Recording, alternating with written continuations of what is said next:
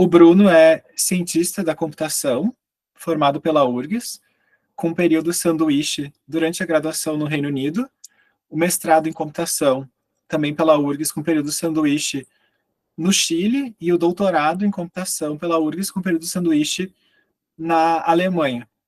E, além dessas experiências em mobilidade acadêmica, o Bruno teve outras, então ele participou de vários encontros de jovens cientistas.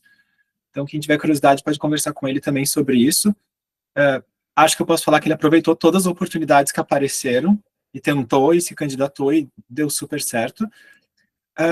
E ele tem esse diferencial, vamos dizer assim, que eu acho muito positivo, que ele terminou o doutorado um pouco mais cedo, porque ele já tinha sido aprovado no concurso, no qual ele já é professor agora, mais novo docente do Instituto de Informática da URGS.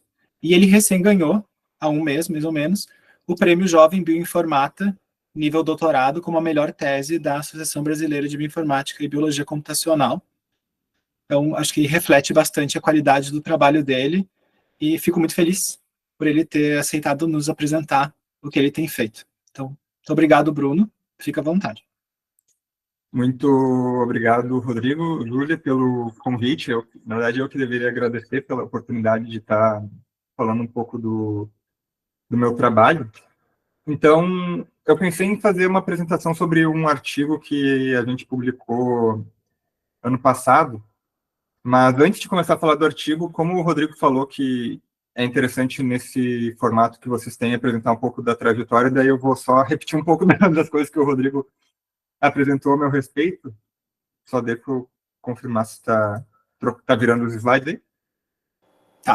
Tá, então, como foi bem apresentado, eu sou doutor em Ciência da Computação pela URGS e atualmente eu sou professor do Departamento de Informática Teórica. Na verdade, o Instituto de Informática da URGS ele é dividido nesses dois departamentos, de Informática Aplicada e de Teórica. E, então, só para dar um pouco de contexto da minha trajetória, porque como eu sei que tem bastante alunos de pós-graduação assistindo, sempre achei legal saber um pouco como é que foi a trajetória de outros pesquisadores, tá? Então, eu comecei minha graduação em Ciência da Computação em 2011 e concluí o meu doutorado ano passado, em 2023. Nesse período, nesse intervalo, eu também fiz o meu mestrado. Eu acabei fazendo toda a minha formação aqui na URGS, no Instituto de Informática, mas como o Rodrigo mencionou, eu também tive esses períodos de intercâmbio, sanduíche, né? Então, durante a minha graduação, eu passei um ano na University of Birmingham, na Inglaterra.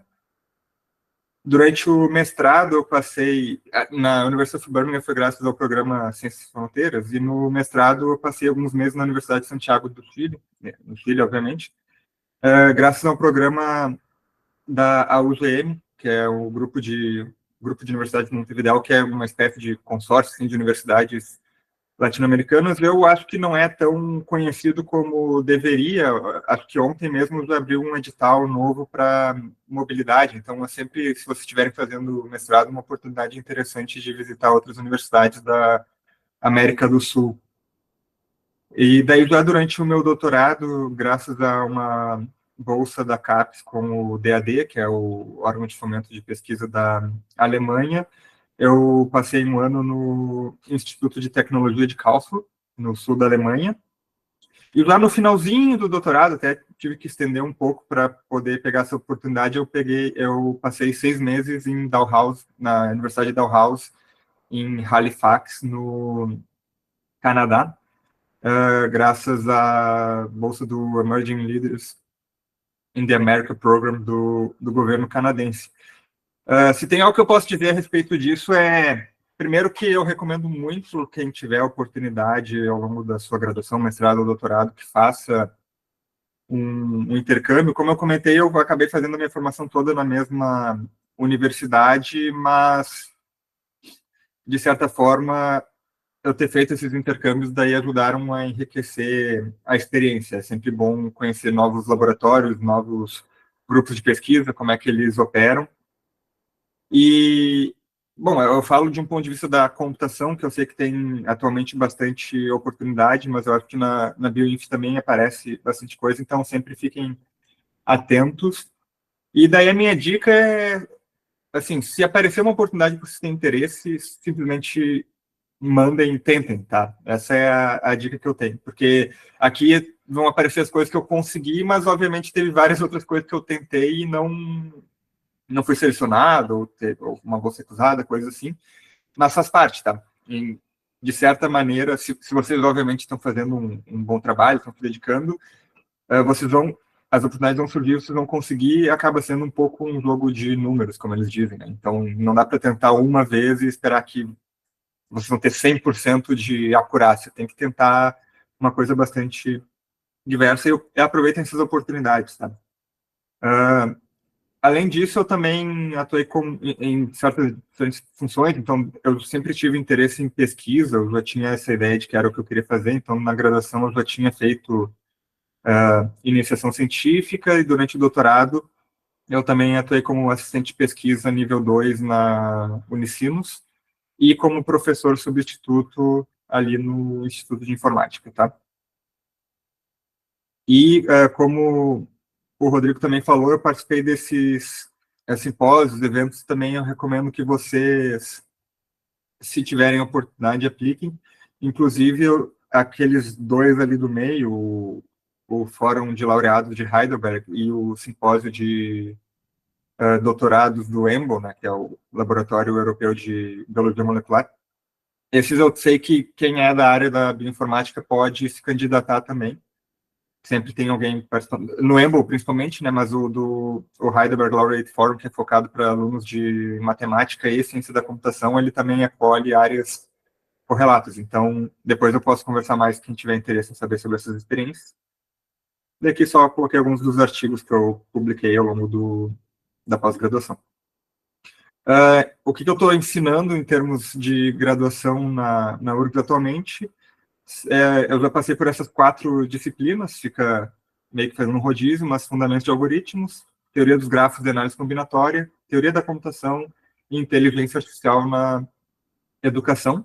Algumas delas eu ensino também, tenho alunos da bioinformática da URGS, que tem que fazer algumas dessas disciplinas.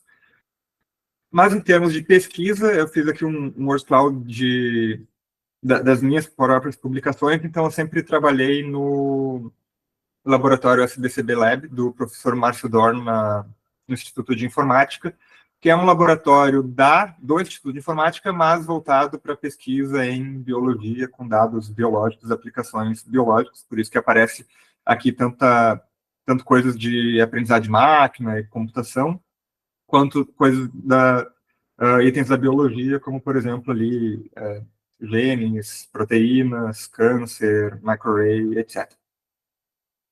Os meus interesses de pesquisa atual, as coisas que eu estou trabalhando atualmente, são aprendizado de máquina, né? Vocês devem saber, computação evolutiva, visualização de dados e seleção de atributos. Eu vou falar um pouco mais sobre seleção de atributos nessa apresentação de hoje. E o que eu estou focando bastante agora em pesquisa é a área de interpretabilidade, que é pegar modelos de aprendizado de máquina, que normalmente são considerados modelos caixa preta, isso quer dizer assim, que a gente não necessariamente sabe como é que eles funcionam exatamente para tomar uma decisão. A gente dá uma entrada, eles dão uma saída, mas a gente não necessariamente sabe a partir do modelo por si só como é que ele chegou naquela conclusão. Então, interpretabilidade é a área do machine learning que tenta, digamos, abrir essa caixa preta para a gente tentar entender, então, como é que foi tomado o processo de decisão de um modelo. Eu trabalho principalmente com redes neurais, e você deve estar se perguntando o que são esses pontos dançando na tela, né? Isso é das técnicas de visualização do aprendizado de uma rede neural ao longo do tempo que a gente está trabalhando atualmente. Então, são 2 datasets diferentes. O da esquerda, que é só vermelho e azul ali, é um dataset sintético.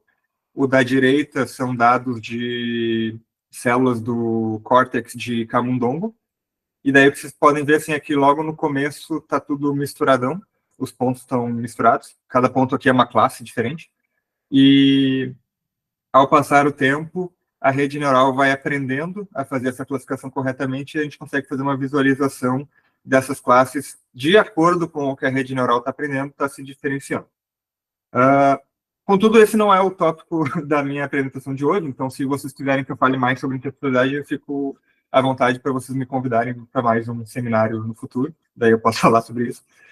Mas, então, voltando para o tópico que eu decidi apresentar hoje, que é sobre esse artigo, o uso de conjuntos de dados de expressão gênica na pesquisa de seleção de atributos, e tinha uma pergunta que eu acabei tirando, mas que era se nós estamos com 20 anos de vieses nessa área de pesquisa. Então, de onde é que saiu isso? Antes de dar uma historinha aqui, eu só quero explicar o que é a expressão gênica para garantir que está todo mundo na mesma página. Então, muito brevemente, e provavelmente vocês sabem isso melhor que eu, até na USP, mas a estrutura e a função de células no organismo, tá? Ela é determinada pelo genes, basicamente. E todas as células do corpo humano têm o mesmo genoma, a princípio, né? Todas elas têm no seu núcleo toda a cadeia do DNA. Então, como é que pode acontecer de células diferentes estarem fazendo coisas diferentes?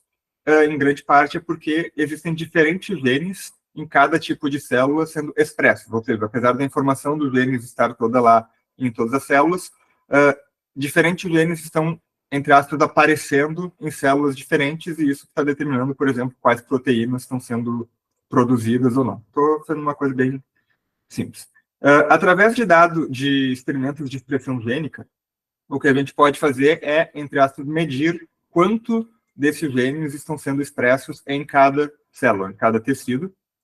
Existem diferentes maneiras de fazer isso. Duas das mais clássicas é através de dados de microarranjo, experimentos de microarranjo, que é o que está na tela agora. Então, é através de uma análise de fosforescência para visualizar ali. Imaginem assim, cada pontinho ali é como se fosse um gene de uma amostra, e a gente mede a intensidade ali para saber se aquele gene tá, se aquele ponto ali representa um gene que está mais expresso ou menos expresso. Outra maneira é RNA-seq, que eu vou falar um pouco mais à frente, uma maneira mais moderna. Mas por que a gente quer isso? É porque justamente se células diferentes expressam genes diferentes, a gente pode usar isso para estudar diferentes tecidos e diferentes condições. Por exemplo, se eu tenho um tecido que está doente, por exemplo, com um tumor, e um tecido que está saudável, mas é o mesmo tecido, por exemplo, um tecido de mama, com um tumor e outro sem tumor, a gente pode usar essa informação, ver o que está aparecendo de diferente em termos de expressão entre esses dois tecidos, para tentar entender melhor como é que funciona a doença, no caso, ou tentar entender melhor, ou tentar, então, encontrar alvos para biomarcadores, ou seja, descobrir alvos terapêuticos a partir desses dados. Então, essa seria a relevância para a área da medicina e da biologia desse tipo de dado. Mas, na realidade, né, então eu venho da computação, então eu trabalho do ponto de vista computacional. Na realidade, o que a gente acaba tendo é essa matriz, assim, com um monte de número. Então, aqui nesse caso, cada coluna da matriz seria é uma sonda, né? Para simplificar, vamos considerar cada coluna é como se fosse um dos genes que está sendo medido, e cada linha dessa tabela é uma amostra de tecido, pode ser do mesmo indivíduo ou não. Então, cada número que está ali dentro seria o dado de expressão gênica. Tá? Imagine assim, que aquele número ali é, digamos, a quantidade daquele gene, só para simplificar. E aqui é só um recorte dessa tabelona, né? Na verdade, ela frequentemente vai ter milhares ou até milhões de colunas, ou seja, os genes que a gente está avaliando, e dezenas a centenas, normalmente, de amostras. Então, ela normalmente vai ter muito mais colunas do que linhas. Do ponto de vista de análise computacional, isso é um pesadelo, porque as classes, por exemplo, o tecido ser tumoral ou não, são atributos das linhas. E a gente quer descobrir qual a classe a partir das colunas. Então, idealmente, a gente teria poucas colunas, que são assim as informações relevantes para fazer essa classificação, e muitas amostras para a gente ter uma boa amostragem da distribuição, por exemplo, dessa doença, ou da expressão em seres humanos, por exemplo. Então, o que a gente tem que fazer? A gente tem que empregar métodos de seleção de atributos. Nesse caso específico, o que eu quero dizer com isso são diferentes métodos computacionais, existem diferentes estratégias que focam em, ok, se eu tenho essa tabela com milhares de colunas, quais são as colunas que realmente são relevantes para o que eu estou estudando? Porque lembre-se, essa coluna essas colunas todas são todos os genes que estão disponíveis em uma determinada tecnologia de microRAM, de RNA-seq. Quer dizer que a maioria dessas coisas, desses genes, estão sendo medidos, porém não são importantes para o que eu estou estudando, eles só estão lá e estão sendo medidos iguais. Então, eu tenho interesse em descobrir quais são as colunas que são importantes para o que eu estou estudando de fato, para a condição que eu estou estudando. Então, agora eu vou começar a contar a história desse artigo que a gente escreveu num modo de historinha. Começa lá no meu mestrado, que eu defendi em 2018. E no meu mestrado eu estava justamente pensando em desenvolver métodos, existem diferentes maneiras de fazer isso, mas desenvolver métodos para fazer justamente essa seleção de atributos, ou seja, escolher as colunas mais importantes, usando redes neurais. Então, eu acabei desenvolvendo esse método baseado em computação evolutiva. Então, a gente evoluía redes neurais capazes de selecionar os genes. Então, aqui vocês estão vendo, tem uma redezinha neural e os retângulozinhos cinza são os genes que a rede neural está usando para fazer a classificação de uma amostra como sendo um tecido tumoral ou normal, tá? Então, a gente está pensando, só que isso é uma outra história. Eu fiz esse trabalho de mestrado, foi publicado, mas uma coisa que chamou muito a atenção enquanto eu estava trabalhando no mestrado, tá, aqui são então as publicações que vieram a partir desse mestrado, mas o que chamou a minha atenção foi isso aqui. Então, aqui tem os dois artigos que eu publiquei, um mais para o começo do mestrado e outro a versão final, mais para o final do mestrado, certo? Os dois focados nisso, digamos, uma continuação da mesma pesquisa. E aqui, na direita e na esquerda, são a descrição dos conjuntos de dados que eu utilizei para experimentos no primeiro artigo, o mais antigo, e no segundo artigo, o mais novo. E o que eu quero que vocês prestem atenção é que mudou de um para o outro os dados que eu estava usando para analisar, tá? Então, quando eu comecei, eu usei esses dados do IO e do Monte de 2002 e 2003, que eram dados de leucemia infantil. E, então, usei esses dois dados para poder comparar com outros artigos que já existiam na literatura. Só que eu estava um pouco, entre aspas, desconfortável com a maneira como esses dados se apresentavam. Eu fiz pesquisas, assim, quando eu comecei a fazer mestrado sobre a literatura dessa área de seleção de genes, e ficava aparecendo... Lembra-se, eu estava fazendo isso em 2018, por ali. 2017 e 2018. E eu estava achando os datasets muito antigos. Então, vocês podem ver ali, 2002, 2003, e relativamente pequenos.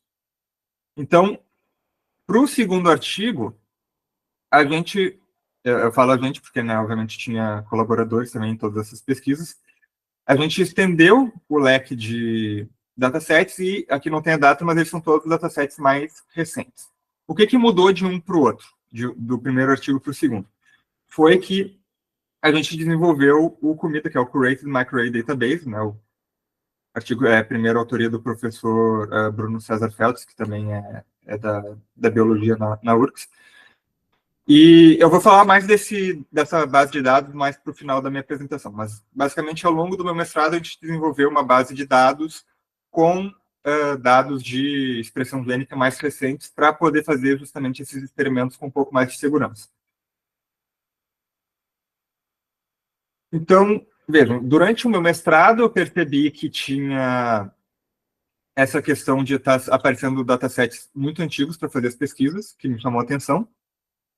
E, por conta disso, em parte, outros colegas do laboratório desenvolveram comida como uma espécie de resposta para a gente ter datasets curados, bonitinhos e novos para fazer os experimentos. Mas eu continuei encucado com essa questão assim da data dos dados, né? Então, eu comecei a ver um pouco de revisões a respeito disso, e tem esse artigo bem legal da Eng et al. De 2015, que é sobre feature selection, seleção de atributos aplicada a esse problema da seleção de genes, tá? Então, tá aqui o artigo dela, e na seção 5.1 ela faz uma revisão sobre datasets utilizados na literatura que ela precisou. Não é uma análise sistemática, não fica muito claro assim, como é que ela chegou nessa conclusão que esses eram os 5 mais comumente usados. A impressão que é uma revisão assim, um pouco mais genérica, mas ela coloca ali, então, 5 datasets, um de leucemia, um de cólon, de câncer de cólon, câncer de próstata, um de diffuse large B-cell linfoma e outro do SRB-cell, que é SBCT, que é um outro tipo de tumor infantil. Tá, então tem esses 5 datasets aqui. Lembre-se, esse artigo é de 2015. Aí, se a gente for olhar a data de criação desses conjuntos de dados, é o seguinte: 1999, 1999, 2002, 2000, 2001. Então, eu continuei com aquela pulga atrás da orelha, sabe? Porque aí um artigo de 2015 sobre o assunto, dizendo que os 5 datasets mais comuns de serem utilizados em 2015, né, eram de 1999 a 2001. Uma coisa bem antiga, certo? E daí, se a gente vai ver, por exemplo, em base de dados que tem disponíveis na internet, então o Kaggle, eu vou falar mais dele também mais para frente, mas é uma plataforma de distribuição de conjuntos de dados para experimentos em aprendizado de máquina. A gente tem esse global aqui, é esse primeiro dataset ali, a referência 67 de 1999. Então, se vocês entrarem no Kaggle, hoje esse print já é um pouco antigo, hoje vai ser números maiores ainda, mas ele era um dataset que no Kaggle só, que é uma plataforma só para machine learning, ele era um dataset com 104 mil visualizações, mais de 12 mil downloads. Então, realmente, são datasets que estão sendo utilizados e que estão disponíveis aí para os pesquisadores de machine learning usarem. Eu também encontrei esse outro artigo de revisão de 2014, da Bolon Canedo, tá? Que também se prestou a fazer uma revisão do conjuntos de dados utilizados para a seleção de atributos. Então, esse é até um ano anterior ao da Eng.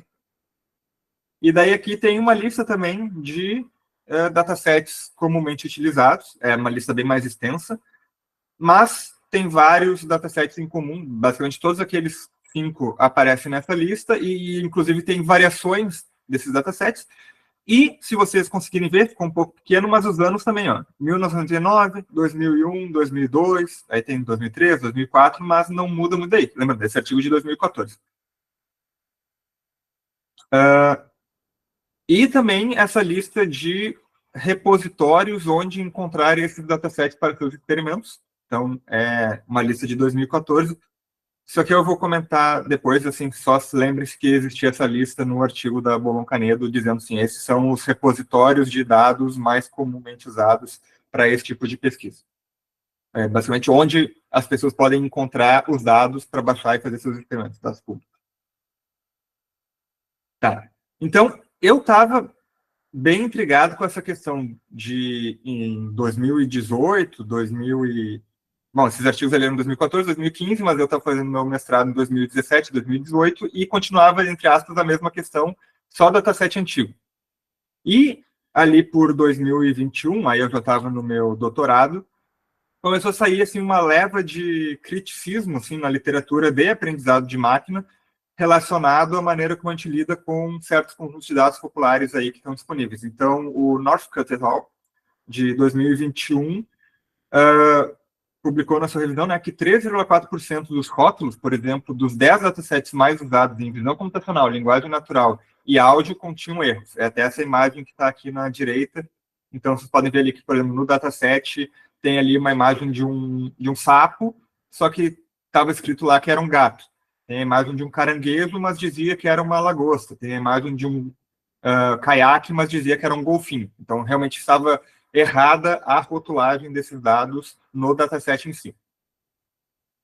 No mesmo ano, né, lembrando, a gente estava ainda na pandemia de Covid-19, então tem esse artigo do Roberts et al., de 2021, que fez uma análise detalhada e descobriu que nenhum modelo que eles revisaram, treinado para diagnóstico de Covid-19 a partir de dados de radiografia ou tomografia de tórax, podia ser usado na prática clínica de fato, por causa de falhas metodológicas nos experimentos, principalmente casos de vieses no conjunto de dados. Ou seja, os modelos foram treinados em conjuntos de dados que não tinham, entre aspas, como gerar um modelo útil para análise clínica. E Koch et al., em 2021, também trouxe na sua discussão que o uso de datasets para tarefas que não eram originalmente a intenção para o qual os dados foram gerados, também era um problema atual do aprendizado de máquina. Então, assim, existia uma cultura na literatura, um momento de, digamos, revisão desses conjuntos de dados, e foi, então, nesse momento, já durante meu doutorado, que a gente resolveu atacar essa questão de por que os datasets de expressão gênica utilizados em aprendizado de máquina e seleção de atributos eram datasets antigos, tá? De 1999, 2000, etc.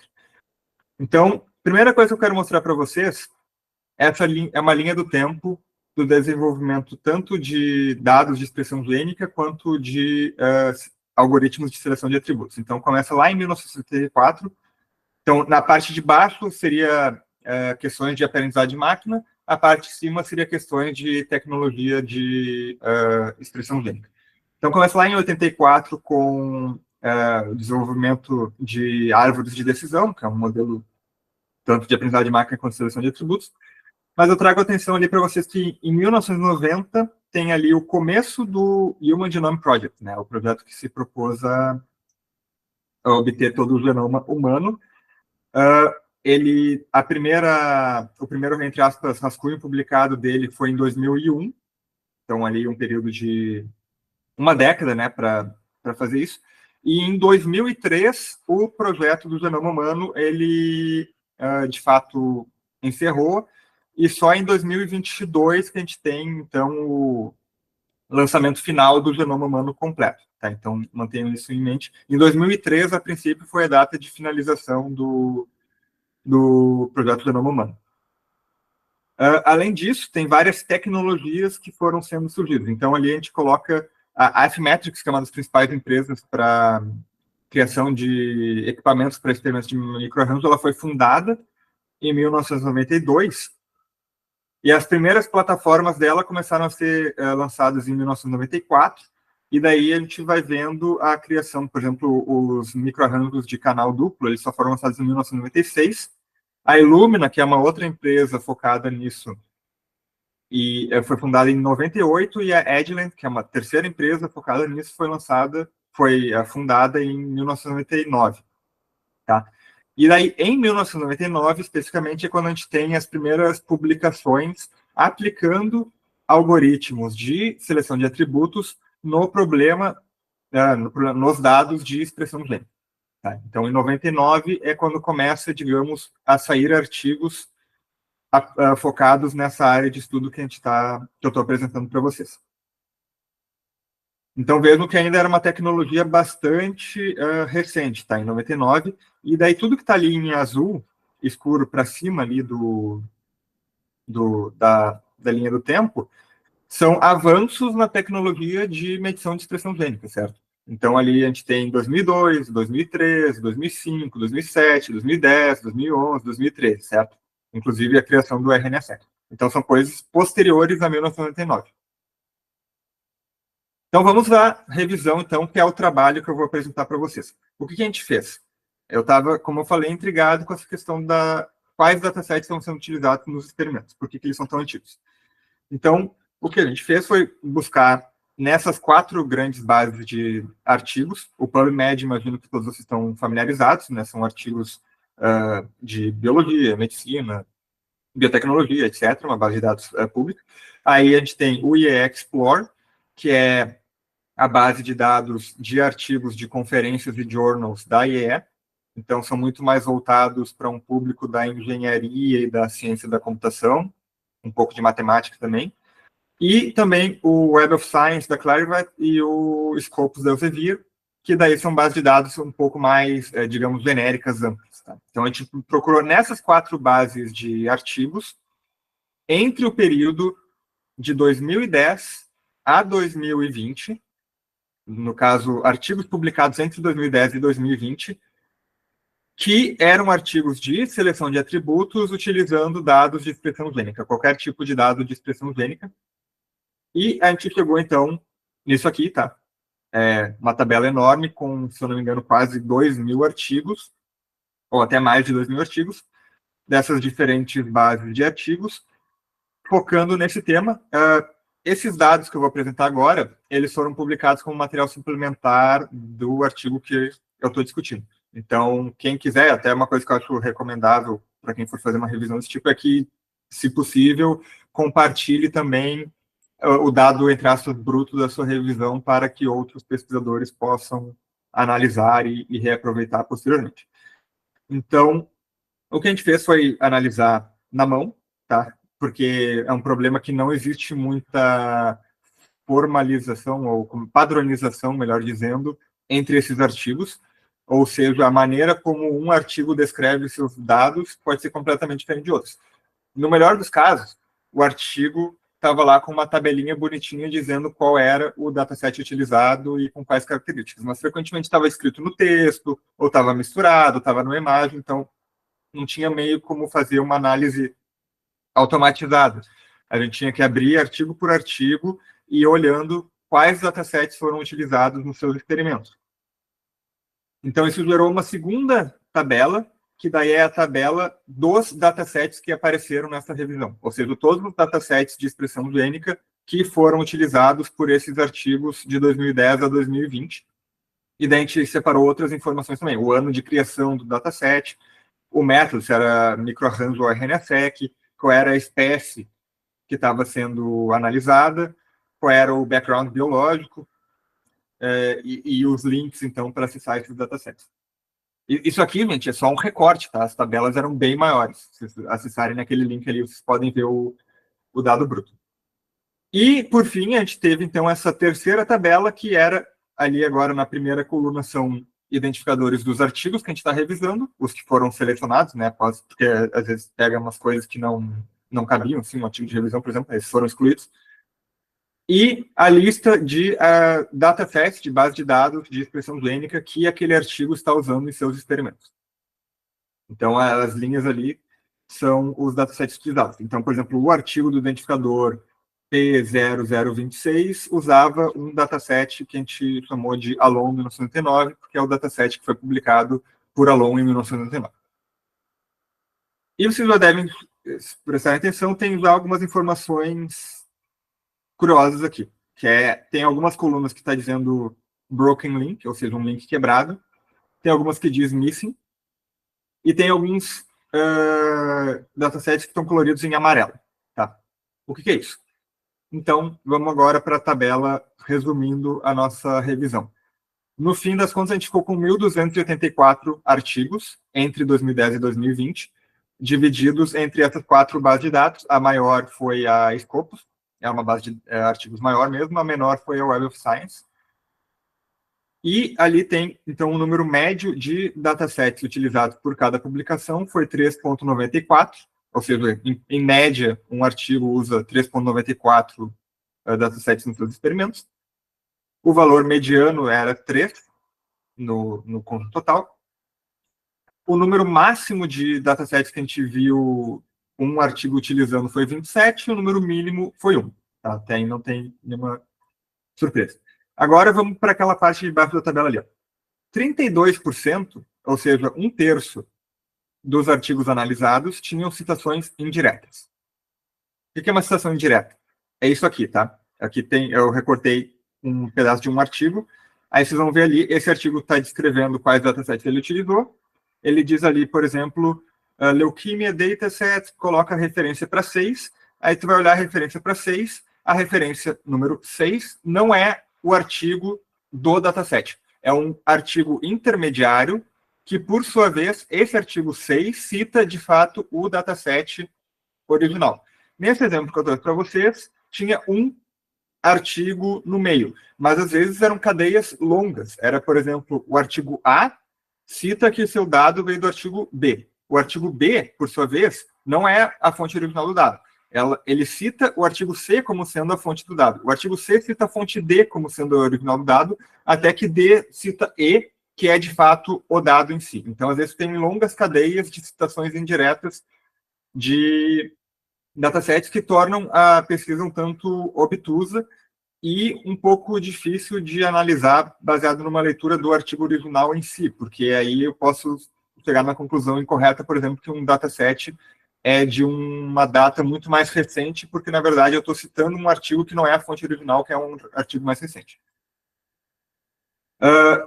E vocês podem ver que era um problema mais proeminente justamente na base de dados da EE, que é a base de dados focada em autores da computação e da engenharia. Enquanto que no PubMed, a gente só tem 15%, ainda é um número grande, mas só tem 15% de citações indiretas. Quanto a links quebrados, isso é quando eu tenho, em vez de ter uma referência a um dataset, eu tenho um hiperlink, onde baixar aquele dataset. E, nesse caso aqui, é um caso real, quando você clica nesse link para baixar o dataset, não existe mais o site. Tá? Então, esse é um link quebrado, eu não tenho mais como usá-lo para acessar os dados. Como o meu artigo, que eu estou revisando, não dava nenhuma outra fonte para aquele dataset, eu não tenho mais como saber qual é o dataset que está sendo utilizado para aquele artigo. E aí a gente também tem, que eu acho até mais assustador, é 5% de todos esses artigos que a gente revisou sequer mencionavam qual era a referência do dataset. Ou seja, não dava link, não dava referência quebrada, não dava referência direta, ele simplesmente dizia, usei um dataset e não dizia de onde ele veio. Tá? Então, não dava a fonte do dataset. De todos os datasets que a gente observou sendo utilizados entre 2010 e 2011, aqui eu tenho a lista de todos que apareceram em mais de 10% desses artigos. Como assim? Eles estão ordenados. Então, o que vocês podem ver é que o artigo do Golub et al., que é um dataset de leucemia, que foi publicado em 1999, esse dataset sozinho aparece como sendo utilizado nos experimentos de 40% de todos os artigos revisados. Ou seja, entre 2010 e 2020, 40% das publicações utilizavam esse dataset. Não quer dizer que eles usavam somente esse dataset, mas ao redor de 20% utilizavam só esse dataset. Ou seja, 20% dos artigos analisados só faziam experimentos usando o Golub et al. De 1999. E daí a gente tem os outros datasets utilizados, tá? Todos eles foram criados entre 1999 e 2002, os 11 primeiros. Todos eles são de tecido de Homo sapiens e todos eles são de algum tipo de câncer, tá? Então, tenham isso em mente. Vocês podem estar perguntando, mas talvez seja o caso que em 2010 tinha mais publicações, então tem um bias na minha análise em direção a datasets mais antigos, e à medida que a gente se aproxima de 2020, mudou isso e se utiliza menos esses datasets. Não é o que a gente observou. Em relação ao número total de artigos, essa distribuição se manteve mais ou menos constante ano a ano. Então, a variação que se observa, por exemplo, em artigos que utilizam Golub, que utilizam Allen, que utilizam Singh, ela não se deve à passagem do tempo, e sim se naquele ano teve mais ou menos publicações somente, que é o que está sendo visto nesse gráfico. E daí a gente chega nesses gráficos aqui, que talvez sejam os mais difíceis de entender, mas eu quero tomar um tempo aqui só para vocês acompanhar, porque eu acho que eles são os mais reveladores. Então, vocês estão vendo que tem uns pontos azuis na tela, tem dois gráficos diferentes. Vamos focar primeiro no da esquerda. No eixo X, ali de 2010 a 2020, cada tique ali, cada coluna, é o ano de publicação dos artigos que nós estamos analisando. Lembre-se, a gente analisou artigos entre 2010 e 2020. No eixo Y, que varia de 97 a 2020, é o ano de criação dos dados utilizados por esses artigos. Certo? O tamanho do ponto azul é o número de artigos representado naquela intersecção. Então, se vocês olharem aqui, não sei se aparece meu mouse, mas aqui, por exemplo, essa bola aqui, são todos os artigos publicados em 2015, cujo dataset mais recente utilizado nos seus experimentos era de 2002. Certo? Então, vocês veem que tem claramente uma linha aqui predominante em 2002, isso quer dizer que todos esses artigos aqui e os para baixo são artigos que, não importa se era de 2010 ou 2020 o artigo, eles não usavam datasets mais recentes do que 2002. Certo? Então, tem uma minoria de artigos, essa linha vermelha sólida aqui é, digamos, a trend dessas publicações, e a linha aqui seria um intervalo, a linha pontilhada aqui é um intervalo de 10 anos entre a publicação do artigo e o dataset sendo utilizado, e a linha azul aqui mais de cima é um intervalo de 20 anos. Então, o esperado, se fosse acompanhar, digamos, os anos, seria ter uma diagonal mais acentuada, não é o que a gente observa. E se a gente olhar o dataset, o gráfico da direita, é mais forte ainda, porque aí são os datasets mais antigos utilizados. E aí, basicamente, afunda aqui, todo mundo está utilizando o dataset de 99. Certo? Então, aqui é a mesma imagem, só que aí para dados de RNA-seq, como a RNA-seq é uma tecnologia mais recente, aí a gente vê essa questão muito menos acentuada, tá? Muito mais acompanhando realmente o passar dos anos. E aqui é a diferença desses gráficos. Se a gente olhar os artigos publicados que estão disponíveis no eExplore, lembrando, mais focado em computação e engenharia, e os do PubMed, então a gente pode ver que é um problema mais acentuado em publicações de autores das engenharias e da computação do que em autores da biologia e da medicina, se nós conseguirmos usar essas bases de artigos como um proxy. Tá? Então, aqui, de novo, o RNA-seq. Outra coisa que a gente analisou foi a distribuição de como esses artigos, os artigos de feature selection, estão sendo distribuídos em termos de o que está sendo analisado. Então, vocês podem ver, a vasta maioria dos datasets utilizados é microarranjo, a vasta maioria dos datasets utilizados é de Homo sapiens, e a vasta maioria dos datasets utilizados é de dados de câncer. Certo? Então, essa é a principal lição, digamos, dessa imagem. Basicamente, o que se utiliza é dado de microarranjo, de ser humano, de câncer, para fazer as análises, sendo que vários desses artigos, alguns até se propõem, ok, vamos analisar câncer, mas vários deles são artigos que estão propondo um método novo para a seleção de atributos. Eles não dão nenhum motivo para fazer análise só com dados de câncer e vendem o método como se fosse uma coisa geral. E aí, se tu quer vender um método como sendo geral, teoricamente, tu teria que fazer, então, uma validação um pouco mais abrangente com outros tipos de dados, ou não só de humano e de câncer.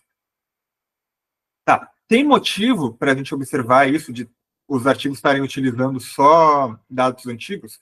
Vocês podem se perguntar assim, será que não é uma questão de que pararam de fazer dataset novo, ou pararam de publicar artigos novos, e é por isso que são tudo velhos, entre aspas? Mas não é o que a gente observa, tá?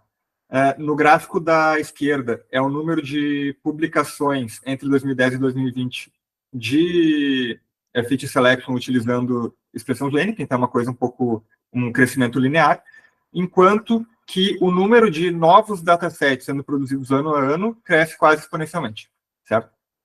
Então, não é um problema de falta de novos datasets. Também não é um problema de falta de dados de outras espécies. Nos bancos de dados, realmente está super representado o Homo sapiens, o que eu acho que faz sentido, seguido de músculos, mas a gente tem opções de vários organismos diferentes para serem utilizados em experimentos. Tá? Não existe uma necessidade de usar puramente Homo sapiens. Tá, agora vocês podem se perguntar, qual que é o problema disso? Qual que é o problema de utilizar esses dados antigos?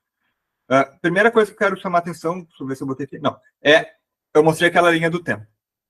Esses datasets que estão sendo utilizados em experimentos de artigos de 2020 são datasets anteriores a todas aquelas inovações na tecnologia de expressão gênica. Ou seja, são datasets que, em certos casos, já estão ultrapassados, já estão obsoletos. Se não puramente pela questão técnica de ter melhorado a maneira como nós fazemos a análise desses dados, o que certamente mudou. Inclusive, lembre-se, alguns deles são anteriores à resolução do genoma humano, então tem certos vieses de falta de conhecimento da época, mas também uma questão de tamanho, e daí entra na parte mais computacional. Como assim? Vários desses datasets têm menos de 10 mil genes para serem analisados, enquanto que um dataset de hoje vai ter muito mais de 10 mil genes. Então, se torna até uma outra dimensão de problema.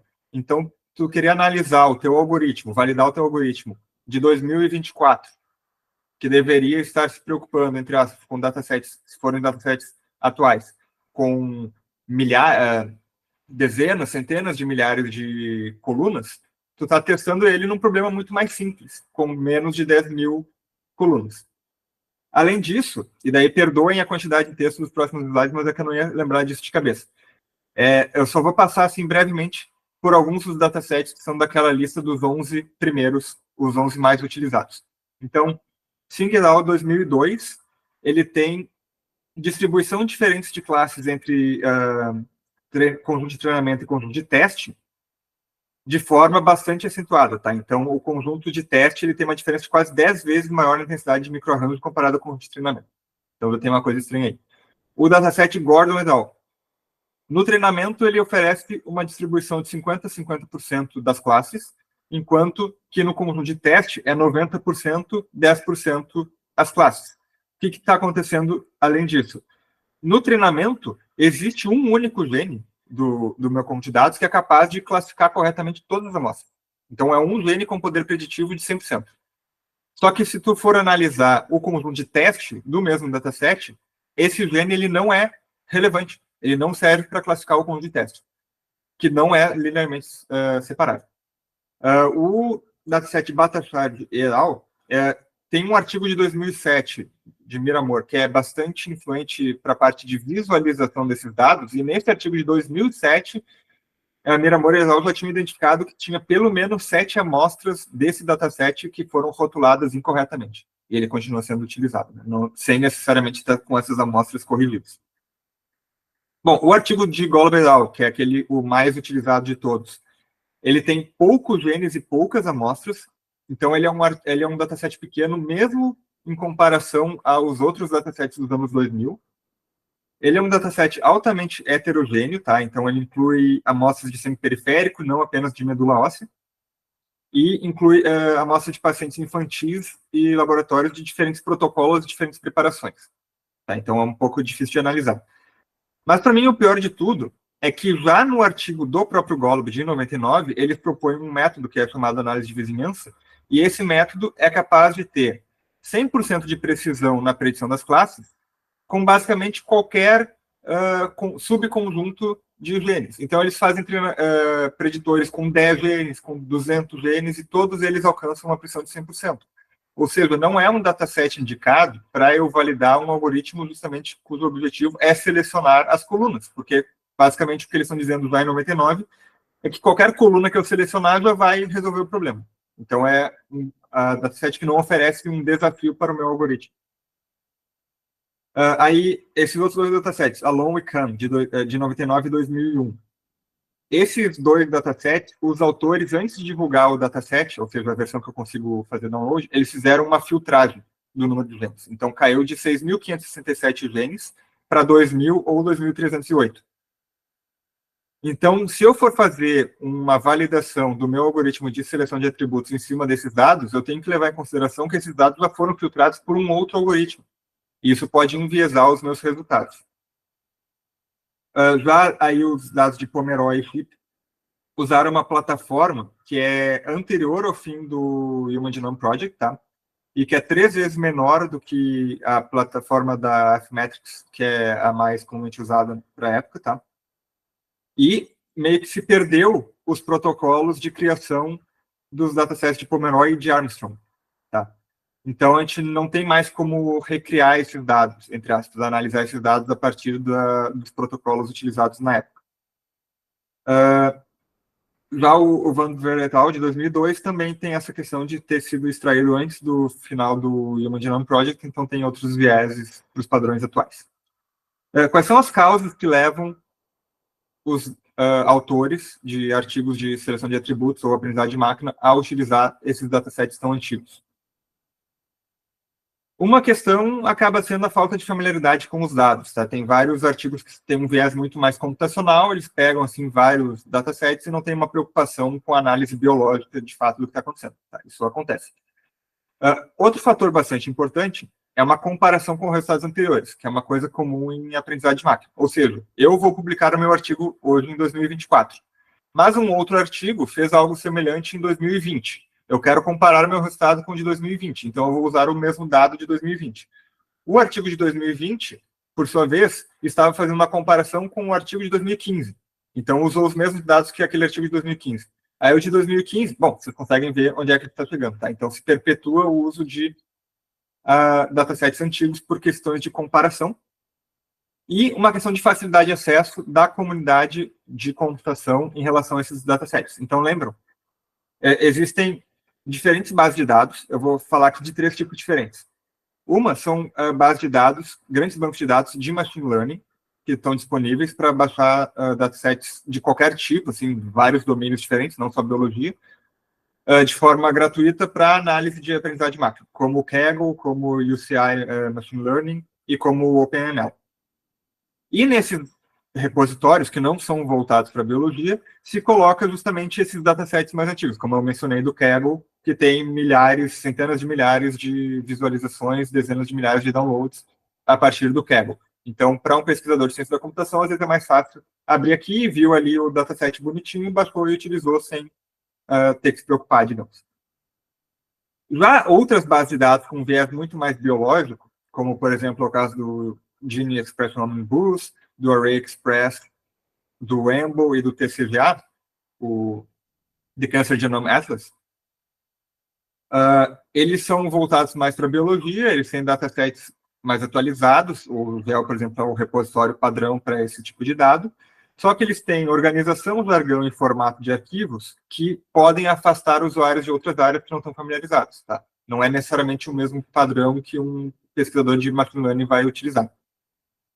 E existem os bancos de dados intermediários, que normalmente são de grupos de pesquisa muito menores, assim, de instituições, laboratórios, que tentam fazer a ponte entre esses dois mundos. Tá. Lembram que eu mencionei lá no artigo da Bolon Canedo que ela, em 2014, listou os repositórios mais comumente utilizados? Em 2014? Aqui é a mesma lista de repositórios que ela publicou em 2014, só que em 2023, outubro de 2023, e vocês podem ver que a maioria deles já não existe mais. Se vocês clicarem nesses links aí, vai dar para uma página morta. Tá? Então, a gente vai perdendo acesso a esses dados, também é um grande problema. E aqui é uma lista de repositórios comumente utilizados.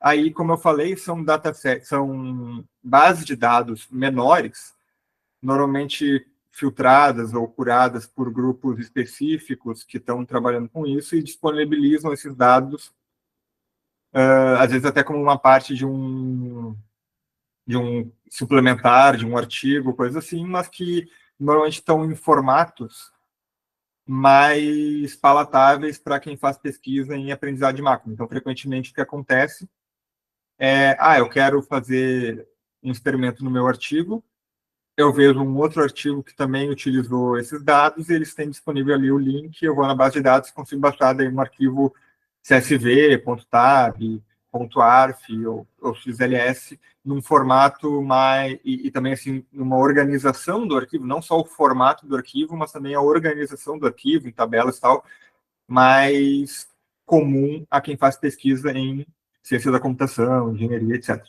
Tá, então aqui tem uma lista desses. Vejam que nem todos eles são curados, nem todos deles são atualizados, e nem todos passam por um processo de controle de qualidade. Alguns são só, tipo, peguei o dataset e botei lá. Não tem nenhum controle. Tá. A nossa resposta a isso, então eu volto agora para 2018, a gente tinha feito o Comida, que era essa base de dados com datasets atualizados que vieram do GEL, passaram por um processo de curagem, então correções, normalização, filtragem, para garantir que eram dados de qualidade, dados atuais. Esses dados foram convertidos para um formato padrão, na verdade, mais de um formato padrão, para experimentos e softwares de aprendizado de máquina.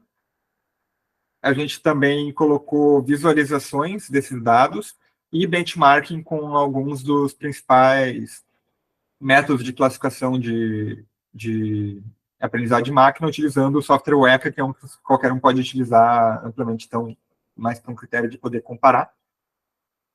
Justamente com o objetivo de oferecer algo um pouco mais recente, um pouco mais curado para pesquisadores de aprendizado de máquina, seleção de atributos, etc. O artigo do Comida, então, foi publicado e vocês podem acessar esses dados ainda na página do laboratório do SBCB da URGS, esse link que está aí embaixo, né? e tem o artigo também. Esse artigo, essa semana, recebeu a sua 100ª citação, então a gente fica feliz de ver que realmente os pesquisadores estão abraçando o Comida. E como é que o Comida, então, resolve alguns desses problemas? É isso que eu falei, tá? Ele foca em dados mais atualizados, curagem dos dados. A gente fez um benchmarking com ferramentas abertas, que qualquer um pode fazer a comparação. Todos os dados e toda a metodologia de criação do Comida está bem descrita, com todo o protocolo publicado, tá?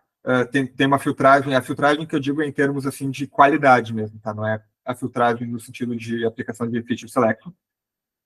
E está disponível, então, para qualquer um utilizar. Quanto ao nosso artigo que eu estava comentando da revisão, então, em 2023, a gente conseguiu publicar, então, essa revisão que eu mencionei, mostrei essas tabelas, esses gráficos, com o artigo que tem o mesmo título que essa palestra de hoje, tá? E também acabou fazendo parte de um dos capítulos da minha tese de doutorado, como o Rodrigo mencionou, que eu defendi ano passado. Então, aqueles resultados aqui, além de estarem no artigo, estão também na minha tese de doutorado. E daí a gente pode perguntar se o problema está resolvido, então, com essa história. E, na verdade, não, né? Na verdade, não, porque o que a gente fez foi uma revisão apontando esses problemas desses conjuntos de dados e dessa ideia de utilizar datasets mais antigos. A gente criou o Comida até antes mesmo de fazer essa revisão, então está disponível, existem outras bases semelhantes disponíveis. Então, digamos, uma ajuda, tá? Mas não é isso que vai resolver o problema, certo? Na verdade, o problema em si é um problema mais de mentalidade na publicação, não diria nem na publicação, na elaboração da metodologia de artigos de aprendizado de máquina e de seleção de atributos para este domínio tão importante. Então, em vez de dizer que o problema está resolvido, não está, eu quero que vocês saiam com a nossa lista de recomendações, se vocês me permitirem, para que esse problema não ocorra mais, o problema de utilizar datasets obsoletos. Então, algumas coisas são bem básicas. Por exemplo, sempre citar a fonte original dos dados, não fazer essas coisas de citação indireta ou só botar um link. De preferência, descrever os dados no seu artigo e descrevê-lo de uma forma padronizada. Então, faz uma tabela, faz uma lista bem organizada, coloca o número de amostras, o número de IVNs que está sendo utilizado, o número de classes, etc. Quando colocar os hiperlinks, cuidar para ver se são hiperlinks funcionais. De preferência, hiperlinks para dados públicos em vez de dados privados, para facilitar o acesso, e sempre colocar também, quando possível, as referências aos artigos, não só um link para baixar os dados. Aí, outra coisa, utilizar vários conjuntos de dados nos seus testes, nos seus experimentos, e não só um ou poucos, justamente para ser uma validação que testa em propriedades distintas. Certo? E daí, dentro desse tópico, se é um algoritmo de seleção de atributos de uso geral, não fazer a validação apenas com dados de Homo sapiens e de câncer, certo? Testar outros backgrounds biológicos e outros organismos, tá? Evitar usar conjuntos de dados pré-filtrados pelo autor, para não colocar um viés nos próprios resultados. Evitar usar os conjuntos de dados antigos, pelos todos os motivos que eu já apresentei.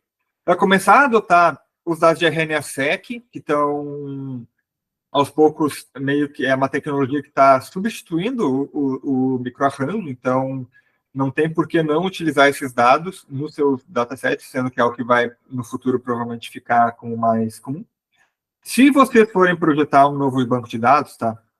Existem várias diretrizes propostas por outros autores. Então, eu só listei aqui 5 artigos justamente discutindo essas propostas de como se deve criar um banco de dados de qualidade, certo? A gente também chama atenção se vocês, na vida acadêmica de vocês, vão revisar muitos artigos ou editar journals, certo? Vão receber convites para revisar em peer review, artigos, etc., ou revisar colegas. Se vocês fizerem isso e cair na mão de vocês artigos desse tópico, faz parte, eu diria, do trabalho de um revisor apontar esse tipo de problema. Então, se cair um artigo para vocês que só está usando o dataset de 99, eu acho que é uma responsabilidade do revisor mencionar isso na sua revisão. Dizer assim, olha, esses datasets aqui são obsoletos. Tá? E aí uma questão mais quando a sardinha para o lado da minha pesquisa, né, mas de preferência também sempre usar métodos interpretáveis de aprendizagem de máquina, para a gente conseguir entender o que está acontecendo, e de visualização, justamente para melhorar a compreensão e a replicabilidade dos resultados de experimentos, certo?